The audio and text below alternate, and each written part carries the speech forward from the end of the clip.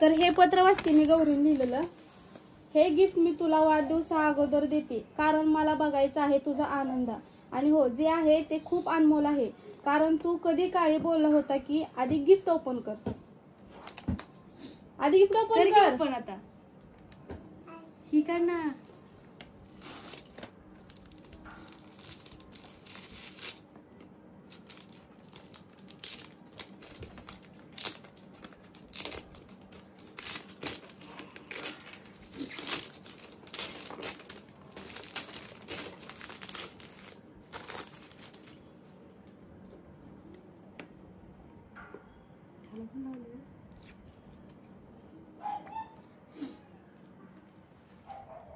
कसं आहे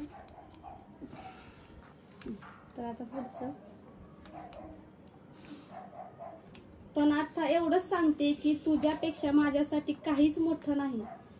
तूच माझा हिरा आहेस. तुझ्याशिवाय आम्हाला दुसरं काही महत्वाचं नाही हे विसरू नको. काही पण करण्या अगोदर आमचा आधी नक्की विचार कर. बहीण ही भावाच्या चांगल्या भविष्यासाठी आणि चांगल्या आयुष्यासाठीच बोलत असते, सांगत असते. हा, आपल्यात भांडण होतात पण ते तात्पुरते असतात. आपण ते विसरूनही जातो. पण तू खूप हट्टी झालायस. हो, तू मोठा झालायस. पण हे लक्षात ठेव, आम्ही तुझ्यापेक्षा मोठे आहोत. जे काय बोलतो ते तुझ्या चांगल्यासाठीच बोलतो. हे सगळं मी बोलताना मला रडू नाही आवडणार म्हणून मी यात सगळं बोलून व्यक्त करते. आम्ही तुला कधी कधी बोलतो, तुला राग येतो. तू लहान आहेस, तुला आम्ही समजून सांगतो. तू पण कधी तर आम्हाला समजून घे. आपण भांडतो पण मम्मीला ते खरं वाटतं. ती टेन्शन घेते. ते आपलं तात्पुरतं असतं. पण जरा दुसऱ्याचा पण विचार कर बाळा, समजून घे. मी काय तुझ्यावर कोणत्या गोष्टी लादत नाही. तुला सांगते, आता तर तू अजून मोठा होणार आहेस. तुझ्या सगळ्या इच्छा पूर्ण हो.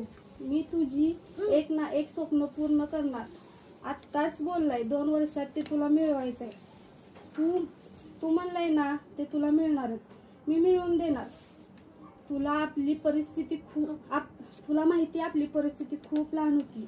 खूप वाईट दिवस काढलेत आपण रुपया, पण स्वामी आहेत पाठीशी. म्हणून आपण आपली सगळी स्वप्न पूर्ण करतोय. आणि हा, एवढी मोठी 19 लाखाची फॅमिली आपली कंप्लीट झाली. आपल्याला अजून काय पाहिजे. तू नव्याने उभा राहा आणि तू चल पुढे. मी तुझ्या कायम पाठीशी आहे. तुझीच भांडणारी गौराबाई.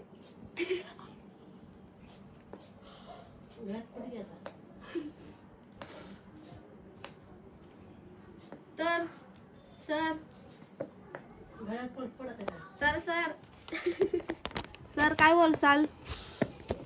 काढशील ती सर काय बोलसाल? No complement. घाल ती सरक.